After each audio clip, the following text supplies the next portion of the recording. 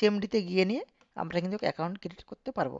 তাহলে আমরা প্রথমে সিএমডি ওপেন করে নেব। সিএমডি ওপেন করার পরে আমরা রান এজ অ্যাডমিনিস্ট্রেটর করে নেব। সেখানে আমরা টাইপ করব NET নেট ইউজার।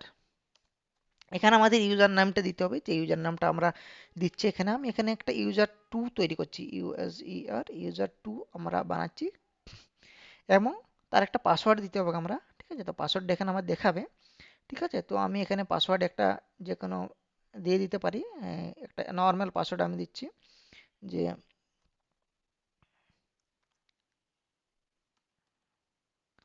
পাসওয়ার্ড আমি তো কিছু না দিই, সিম্পল দিয়ে দিচ্ছি 1 2 3 4 5 দিয়ে দিচ্ছি। অ্যান্ড এখানে আমি করে দেবো অ্যাড অ্যাকাউন্ট। অ্যাড অ্যাকাউন্ট হয়ে গেল। ঠিক আছে, তাহলে এখানে আমার এন্টার করলে একটা অ্যাকাউন্টটা, সরি, এখানে চলে আসবে অল হয়ে গেছে, এটা হবে অ্যাড। অ্যাড করে এন্টার সাকসেসফুলি হয়ে গেছে। তাহলে আমাদের এখানে একটা দেখা যাবে যে আমাদের একটা অ্যাকাউন্ট আর এখানে ক্রিয়েট হয়ে যাওয়ার কথা। নেক্সট উই আর চেকিং ইয়ার।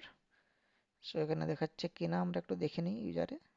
ঠিক আছে, তো ইউজার 1 ইউজার 2 দুটো অ্যাকাউন্ট আমাদের কিন্তু এখানে ক্রিয়েট হয়ে গেছে, আমরা কমেন্ট প্রম্পট থেকে করেছিলাম। এবং এই অ্যাকাউন্টে আমাদের যেটা ছিল সেটা হচ্ছে স্ট্যান্ডার্ড টাইপ ছিল, এটা স্ট্যান্ডার্ড টাইপ অ্যাকাউন্ট। এবং আমার ইউজার 2 যেটা বানিয়েছি সেটাও কিন্তু আমাদের এখানে যদি আমরা দেখতে চাই তাহলে একটা স্ট্যান্ডার্ড অ্যাকাউন্ট।